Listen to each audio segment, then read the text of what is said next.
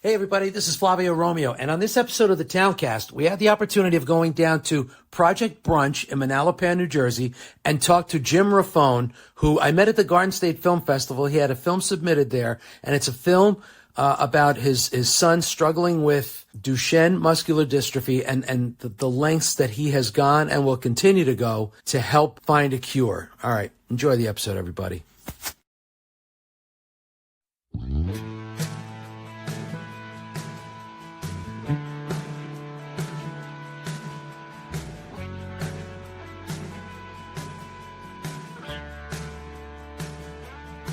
In my hometown,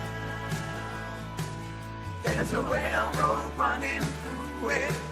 Got to take you there and prove it.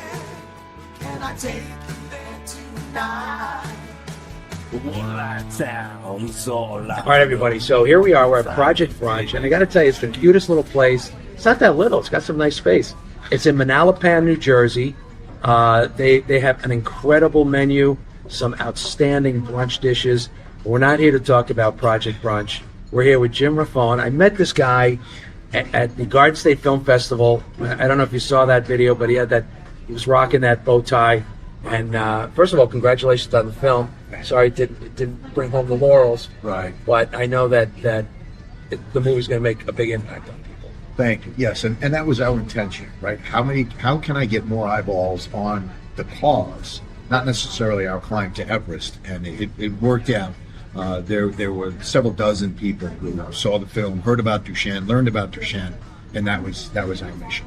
So that was the movie was called. It was Save the First Child. Save the First Child, and it was Climb for the Cure, and that's where you climbed Everest for that. Right?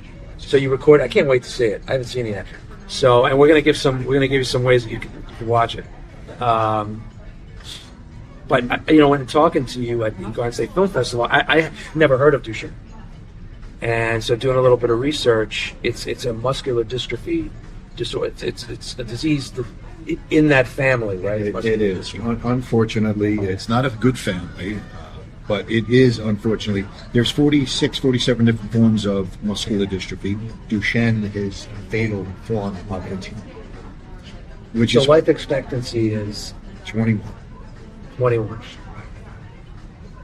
But I hate to say this, but when it comes in terms of reality of trying to help these children with Duchenne, the milestones typically are at 4 years old, you're diagnosed. By 9, you lose ambulation. But for research purposes, the doctors usually only work with children who are ambulatory. So those children... So you have 5 years that they can't do anything. Bingo. You have a window of 5 years to save your child's life, or you're going to be their caretaker for the rest of their life, which is basically from 9 to 21, which is not enough time to spend with your children. And there hasn't been anyone that's surpassed 21 years old. Oh, there has. But it's rare. It is rare. But let's talk about what that looks like, right? So Duchenne muscular dystrophy, by the age of 9, you lose ambulation. By the age of 15, you become a quadriplegic. And if you're lucky, you're not on a ventilator by 17, right? If you're lucky. So just let's think about how a boy, because this is a fraternal disease, is living out the rest of his years. Let's say the child lives to 31. He gets 10 extra years. That child is a quadriplegic laying in bed. This is what this child is doing unless the caretaker picks him up and puts him in a wheelchair and wheels him around, or has a power chair to get him, right? So if you're past the age of 21, just think of how much more your body's decayed, because remember, this is a muscle wasting disease. This disease does not have any compassion. So every muscle in your body will deteriorate over time. So when people say, oh, we're changing the age of death, that's wonderful. But I can speak as a father of a child with Duchenne. I do not want my child to be 31 years old. The only thing he has control of is potentially his eyeballs, but it also takes neurological muscles to move your eyes, right? So this is the gravity of the disease that people really don't fully understand, because they kind of massage it and say, oh, we're making them live longer. which, by the way, is the only space the pharmaceuticals and very few pharmaceutical companies are in right now, is just let's delay the onset. It's not in the muscle regenerative space. Okay. Two different spaces entirely for when you're a parent trying and hoping for your son to live a normal life. So this is a very difficult disease to fight. It's a very difficult disease to live with. And everybody is affected in the family when that child has Duchenne. There's not a person in the family that can escape it. And I'm talking about the grandparents, I'm talking about cousins, I'm talking about everybody. Everybody. Yeah. So, when did you find out? And your son's name is James. His name is James. The world knows me as Jamesy. I'm proud to say that came about the moment I held him, and I gave him that nickname, Jamesy, son Jamesy. And I traveled the world literally doing push-ups with everybody. I went to 171 gyms. I went to about 55 different schools. My push-up campaign brought me to New Zealand, which I'm very proud to say. But every time, before we did push-ups, I said something to the camera, which just to let everybody know, my campaign was 10 push-ups for $10. And my initial quest was to hit 79 gyms in 79 weeks, because the science of the disease, the dystrophin gene, where the mutation lives that causes Duchenne, there are 79 exons on that gene. So I wanted my campaign to be full of science and enrich everybody for the understanding. So that's why I wanted to hit 79 gyms in 79 weeks. Far surpassed that because everybody really bought into this campaign. And my mission when I was done was to try and find a cure for my son and other children alike. But I was always I would always look into the camera and tell my son, Jamesy, Daddy loves you. And then we would all get down, right? Jamesy, Daddy loves you. And everybody would get down and we would do push-ups. And we attempted to break the world record twice in the largest group gathered to do push-ups at one time. How many people? The first time we had 1,104, which was amazing. The second time, which we actually broke the world record both times. The record at the time was just over 500 or 600, and we had 630 when we officially did it. But the first time when we had 1,104, it rained. So if you don't pay $8,000 to have a Guinness rep at the site to actually write off and sign off and say that you broke it, you need to have an aerial shot of the record attempt. No, and they couldn't go up. The drone pilot didn't want to fly his drone. So You gotta be kidding. 3 weeks later, we literally got everybody together. A fire company came out. They held their ladder. One of the big ladders? 80 foot high. A filmographer went up, the videographer went up there, and he filmed it. But we also paid the $8,000. We got a sponsor to subsidize the cost of having the guy there. And he said that the people didn't do the push-ups correctly. Oh, So he failed us. Yeah. come on. Yeah. You gonna try it again? I would love to try it again. The world record at this point is over 1,800. Let's get 2,000. So I would love, if there's a college out there that can hear this message, please give me a call, because I know with a college football at a game or just on your campus alone. You know what? I have an idea. So we've got John Hunt, general manager of the New Jersey Jackals. Stadium hosts 10,000 people. They would love to get 10,000 people. They just opened up a year ago. They used to play in Montclair Okay. at Yogi Bear Stadium, Montclair State. They just moved up to Hinchliffe Stadium in Patterson. Legendary. A lot of history there. And it's gorgeous. Absolutely gorgeous. Wonderful. But I'm gonna shout out to John and see if we can put something together. John, please, I promise you we can break 2 world records in one day. I can't shout out the second world record because anybody will do it then. But we can do this together for children with Duchenne muscular dystrophy. They'll never be strong enough to do one push-up. You know what? I tell you, we're gonna have. I see now I'm getting goosebumps. We have the Towncast Day coming up on August 25th. We have a bunch of seats, and it's kind of our fundraiser. Okay. I'm gonna talk to him and see if maybe after that game we can get everybody out on the field to go ahead and do the push-ups and see if we can get 2,000, 2,500. Let's get 10,000. Right? Break the record. Crush this record. it'd never be broken again. When you found, how old was James when you found it? Jamesy. Jamesy was 4 years old when he was diagnosed. But my wife and her intuitive, motherly love, she knew something. Well, he was 15 months old. Really? She knew something wasn't right. But the geneticists, not the geneticists, the general practitioners, the pediatricians, they're not trained to know or respond to Duchenne. So it went on unnoticed, even though my wife pushed. But she then got support of my son's nursery school teachers. And they also identified something. They also pushed to say you should have it tested. You might have muscular dystrophy. That's what started. And that's what started. And then my wife went back to the doctors, and they said, all right, why don't we wait till he goes to school? Because it was in the summer. Let's wait for him to go to school. He's going to need his shots anyway. We'll draw blood. And that was in August, the end of August. And then September 13, 2013, through her persistence, she got a phone call. She was delivered the news that her son was terminally ill over the phone. Our lives have been changed ever since. How long after that did you start Jar of Hope? Almost immediately.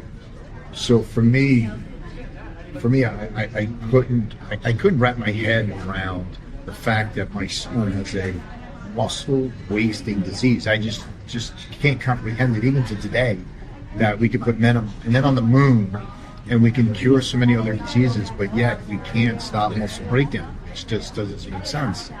So I went to 6 second opinions, and after the first 2, when I was just going with my son, I would come home and the answer from the doctors was, "Go home and love your son. There's nothing we can do with him." And I was telling them that was it. That wasn't your face. And I was telling my wife and family and neighbors, and they were just not believing it. Like, thinking I was making that up because they couldn't comprehend it. So they started coming with me. So we went to 4 more second opinions, 6 in total, and they all said the same thing: "Go home and love your son." So, which I do, and it was November. Now at the time, I was a contractor. I was building a restaurant in Eatontown. And I distinctly remember I was inside the building. We were doing a walkthrough. And I remember the owners and all the contractors there, because they're looking to get paid. You know, you got to do the walkthrough to sign off on everything. And they were arguing over the shade of red. Shade of red. Shade of red on the wall. The hue. I remember distinctly, the hue is not the right color. I went home to tell my wife, so I can't conceivably build things for people who don't appreciate it to save $1. My son's home dying. Sold everything I owned and then invested it and put it into Jar of Hope. Created Jar of Hope. It was by August. We've got our nonprofit designation, and I never looked back. 501c3. 501c3. So listen, go to jarofhope.org, and you can see the whole description of what Jar of Hope is all about. I know that you've had a lot of events, a lot of fundraising events through Jar of Hope, and you must have run the equivalent of running around the planet. I mean, you do a lot of running. I do. You would never know by the size of me, but yes, I do a lot of running. What was your first run for Jar of Hope? So bless the hearts of those at the New York Road Runners. So my first running event was the New York City Marathon. So the New York You didn't want to start small. You just went right for... And truth be told, I was looking to die on the streets of New York City. I was 260, 268 at the time, going back to November of 2014. In August. Now the New York City Marathon is closed. It's like a hermetically sealed unit. You can't get into this thing. And I fought, and I don't want to say fought. I begged for weeks. And they finally said, "Listen, you can raise $3,500. You can get in, but you got to raise money for charity." So you're going to raise money for charity. So they gave me a bib. I didn't train, and I set out to run the New York City Marathon with no training. 0 training. But again, my hope was to die on First Avenue because I was overweight. I was a 9/11 first responder. I had heart issues. I had lost hearing in 90%. I got a prosthetic bone in my ear because I had some issues. And I'm figuring I'm going to run. I'm not going to eat. I'm not going to drink. I'm not going to do anything. I'm just going to run until I die on the streets of New York City. And hopefully use huggers, father dies trying to save son's life. That was my goal. I did collapse a mile. I think it was 8.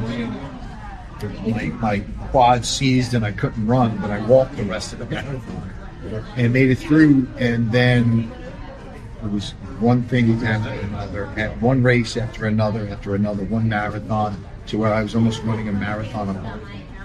Then I started running what's called the Disney Dopey, Run Disney Marathon Weekend, where you run 4 events in 4 days. It's a 5K, a 10K, a half, and a full. I've run that. In 4 days? In 4 days. I run that 7 consecutive years. I've run the New York City Marathon 10 consecutive years. I've attempted to run what's a race that's near and dear to my heart called the Grand Grant. It's a 171-mile event through the desert. The first year I attempted it, I was very unsuccessful. Again, looking to die out there. The second year I did, I actually had a heart attack. In September, when I came home after trying to rest and recover from a heart attack, I ran the New York City Marathon in November. Without giving myself a break, from November to January, when the Run Disney Marathon weekend is, I ran the 4 events. Then in March, I flew to New Zealand. I ran a 205-mile event, traversing 85,000 feet of elevation change. I did that to raise... How many days? It's a 7-day event, carrying everything on your back to survive. And you're camping out? You're camping out. At the coldest and the highest point in New Zealand, it's the Alps to the ocean. And you run, they say it's downhill to the ocean from the mountains, but you're traversing 85,000 feet of up and down over 7 days till you get to the ocean, which was the wildest race I've ever, the hardest race I've ever been involved in. But I did that race to raise money for a family in Florida so they can purchase a wheelchair accessible van for their 2 boys with Duchenne. And they're only... They have 2 boys? 2 children with Duchenne, yes. Yeah.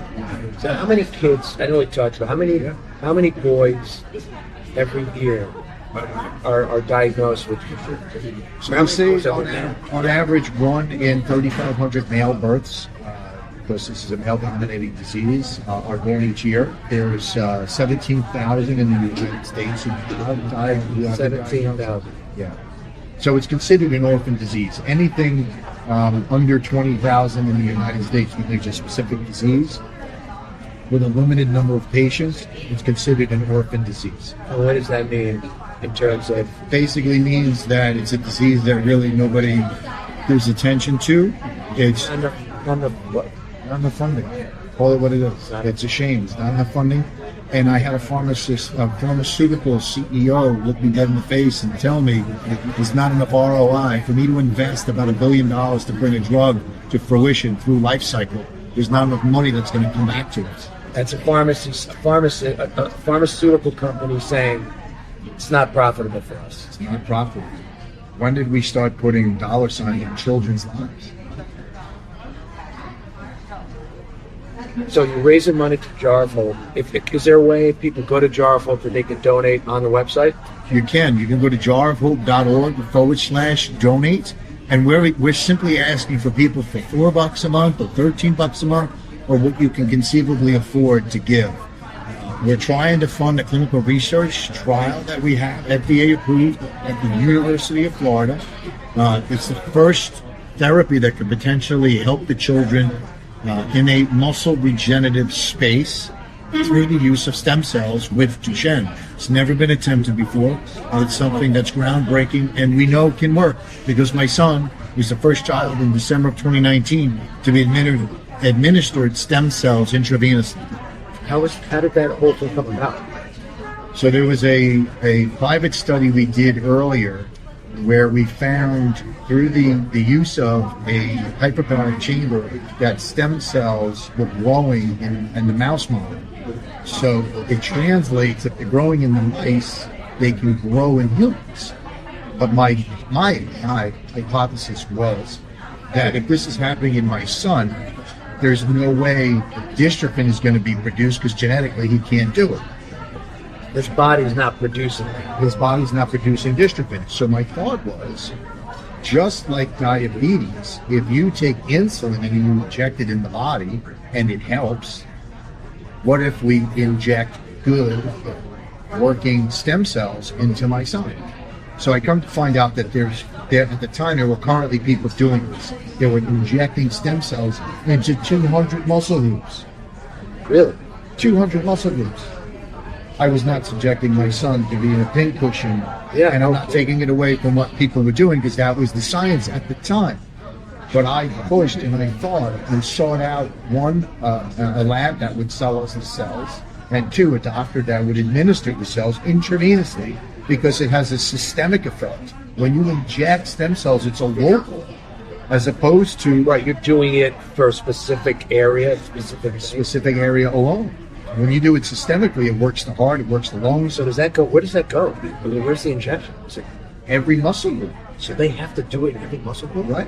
They were doing it in the glutes, the quads. They were doing it in larger muscle groups to help to see if they would sustain a difference. But I was not going to subject my son to these types of injections. I just didn't think I thought it was too archaic. So it made more sense intravenous, and you could get more stem cells into a human being this way. Right. Is there any risk of it? What did the doctor say? Well, there was, because they don't know at the time, before 2019, no one had ever done this, so they didn't know what the risks were. So you're saying James was the first one The first child ever. I had people calling me from like outside the country, I'm sure. calling me that wanted to be involved in this, but I couldn't, in good conscience, let another family go first because I was afraid of what was going to happen. But when we went through the exercise with my son and there was no side effect, then I started welcoming one family after another, and I got to give credit to Congressman Chris Smith, because when we did this going into 2020, what happened? The world shut down. So Congressman Chris Smith and the American Embassy in other countries were working together to get children into this country to get stem cells in their body. And it worked. That's amazing. Amazing. What did you see? Is this something that has to happen constantly? It does have to happen. Stem cells do, as we know right now, they have what's called a shelf life in the body. So there's potent and then they die off. There's potent and they die off. So we work a cycle with some of the children was every 90 days, and with my son was every 45 days. So for every 45 days, it's a hard cost of $23,000 For the injection? for the infusion. For the infusion, $23,000 every 45 days. If I want to continue this therapy for my son, that's helping him. This is why we have to get this clinical trial approved, because this is not about my son. I started Jaw for my son, but we've come across some therapies that can help these children. And not only that, they do the same thing that these harmful steroids do. So right now in our country, you can take prednisone or you can take inflazine. One of the two are the only two steroids that get subscribed to the children. They're harmful. They cause glaucoma, they cause scoliosis, they cause brittle bone disease, they cause a whole host of problems. Stem cells reduce inflammation just like the use of steroids do. And they cost the same. With no side effects. So why? I don't understand. I need the public to understand we need your help to get this clinical trial approved so that we can commercialize the use of stem cells for these children. And like insurance pays for the use of this harmful steroid, they can pay for the use of stem cells to these children. And I promise you, in the neurological space, we're talking about Duchenne, but I guarantee you it helps Becker muscular dystrophy. It'd probably help limb-girdle muscular dystrophy. It would probably help Alzheimer's. It might help Parkinson's. It might help MS. So how can people help to get this clinical trial approved? Just go to charleshoop.org and donate what you can. I want to say it's that easy, but it's that easy. In clinical research, usually you have the drug, you have the patients, you don't have the doctors. Or you have the doctors, you have the money, but you don't have the patients. In this case, we have the doctors, we have the patients, we just need the funding. How much fund, what would it take? Hard cost is $5 million all in. $5 million. which is nothing in the grand scheme of things. Because clinical trials can cost 40, 50, even $100 million. Just like the CEO of the pharmaceutical company, it might take $1 billion in 10 years. We know it's already been in humans. So when we start, the FDA is allowing us to start in human trials. It's allowing us to get a group of 12 boys for 12 months. So that's technically phase 2. And then if in that 12 months, if there's no side effects and the positive results that we know it's going to yield, they're saying, okay, put 6 more kids in for 6 more months. And if everything works out in 18 months, we can commercialize the use of stem cells for these children with Duchenne.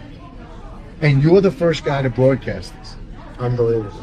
You are the first guy to broadcast this. Just think about this. This is groundbreaking stuff, and nobody's talking about it. Yeah, have you reached out to like the major corporations? Everybody. Google, Apple, Microsoft. So you touched on one of the companies that I reached out to. I reached out to. I don't know, should we name the company? Sure, why not? So I reached out to Microsoft. We've got like third in command that works for Microsoft. This is going back about 3 years ago, and the response was, "Your mission does not fit our mission statement," which means they're only trying to help third world countries clean water. Now, I'm not saying that's a bad thing. What I'm saying is a company that yields $3 billion a quarter. Microsoft, I believe, last quarter in 2023, netted $3 billion. You can't afford to pay $5 million for dying children in the United States? Again, I'm not taking away from their mission. It's amazing. But Microsoft is the second largest company in the world at, I think, $1.2 trillion it's worth. You don't have $5 million to help 300,000 children in the world? 17,000 in the United States? If this were successful, it could change the lives of 350,000 kids around the world. In 18 months. In 18 months. And let's put this in real life terms. 200 years, not one child has ever survived. That's why the name of our film is Save the First Child. Not one child has ever been saved. Oh, and the life expectancy is what? 21. How old is James? James is 15. And there are other kids out there that are teetering 18, 19, 20. We just lost a kid, 12 years old. These kids in this disease, they die between 8 and 15. Just because the life expectancy is 21, that doesn't mean they make it to 21. Yeah. It's awful. And it's not a healthy 21. It's not a healthy 21. They're quadriplegics. Unless a caregiver moves them, they can't move themselves. The only thing they have the use of is their eyeballs and their digits, because it's ligaments and tendons that move your fingers. What kind of life is that? I don't want that for my son. That's why I fight with such ferocity, because I see what's coming down the pipe.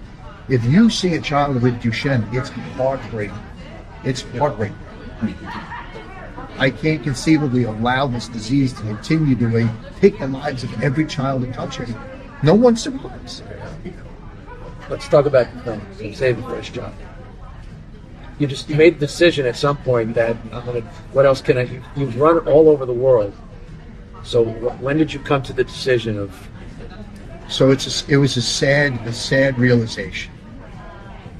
We were not raising enough money. A dear friend, Richie Delano, contracted COVID at 21. He passed away Christmas Day, 21, who was, him and his family were huge financiers of everything that we were doing. He believed wholeheartedly in the mission. We typically have a poker event in the family's honor in the week between the NFL championship game and Super Bowl. We usually raise $100,000, which is a huge event for us.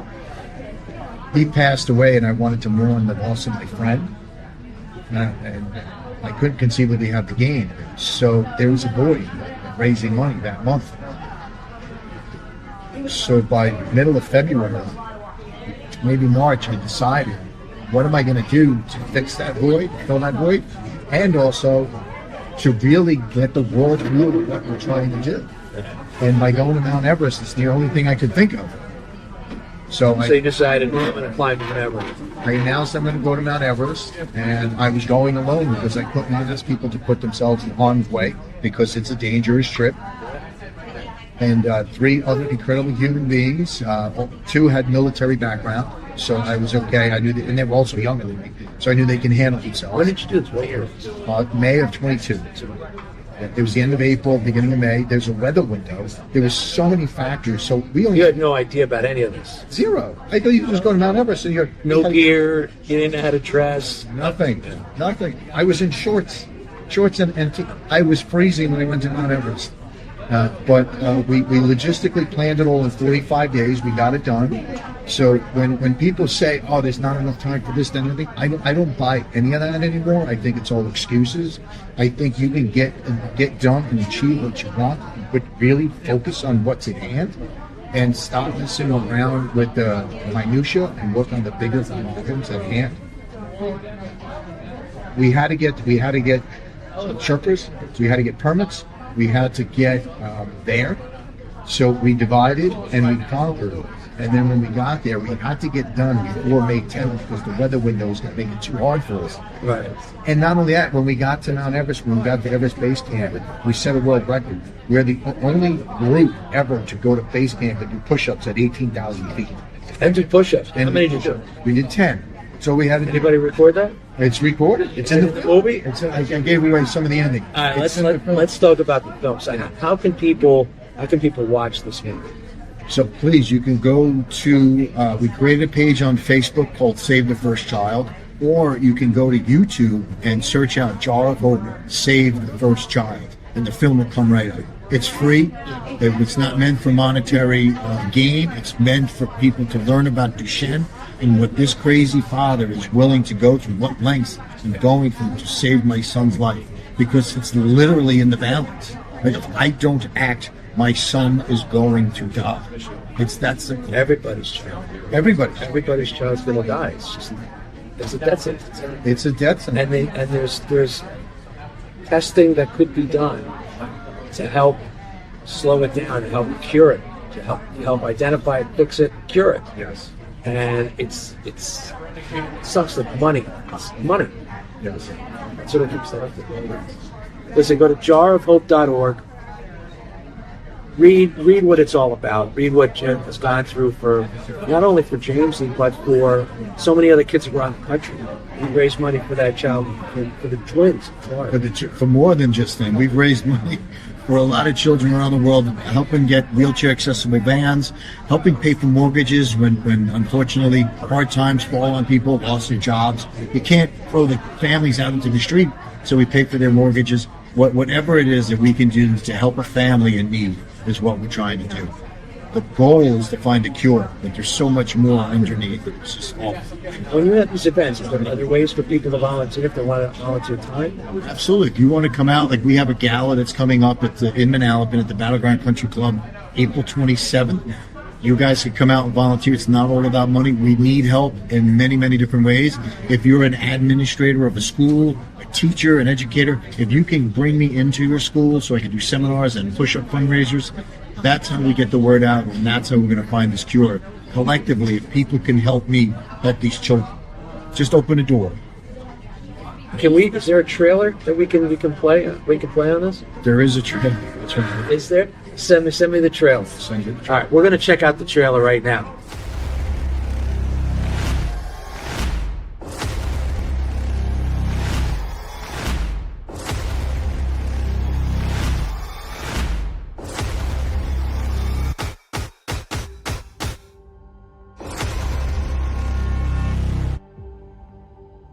What would you do to get the attention of strangers if your child was dying of a terminal disease with no cure?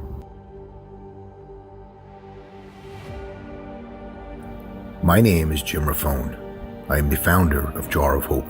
Jamesy is the inspiration behind Jar of Hope. Those initials are his name, James Anthony Raffone. He is one of 300,000 boys worldwide stricken with a terminal muscle wasting disease known as Duchenne muscular dystrophy. He was diagnosed in September 13, 2013 with this terminal muscle wasting disease that just stopped my world completely, and I vowed to him and to all the other children alike I would not stop until we found a cure. We will not stop till we find a cure, baby! Until we find a cure for Duchenne muscular dystrophy, we will not stop. Here's the finish line. Love you guys. Thank you, everybody who's supporting. Yeah, baby. I have taken several teams of runners around the world, all in the name of fighting Duchenne muscular dystrophy to raise awareness and funds. I'm going to start telling people about it, because you know about it now. We've raised over $9 million in the last 8 years to fight Duchenne muscular dystrophy head-on. We actually have an IND with the FDA that was approved. I can beat this disease and save these boys' lives. I will tackle Everest. I will hike up to base camp to raise awareness and funds and to show the world my desperation to find a cure for this terminal illness. Once in Nepal, I will be traveling to Kathmandu to speak with families who have children suffering with Duchenne muscular dystrophy and to share their stories with the world. Together, we will find a cure. We can, we will, we must find a cure for Duchenne muscular dystrophy. It's been 200 years and not one child has been saved. You can be the synergy that we need to save the first child.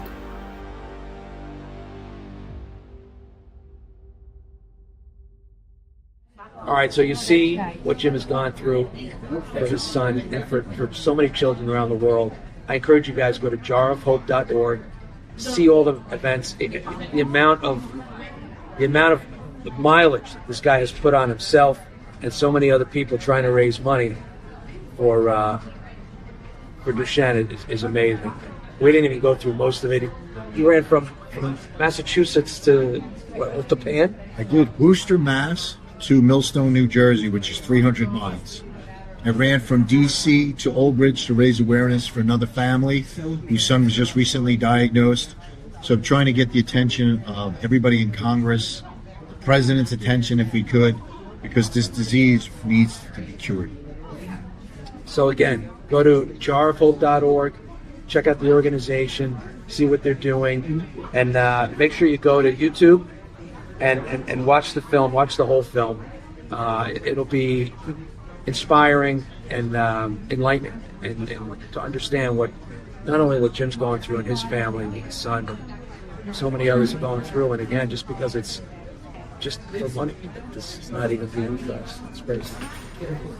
All right. Again, jarofhope.org. Jim, thank you so much. Thank you for having me. Prayers for your son and your family, and for all those that are being affected by this. All right, be well, everybody.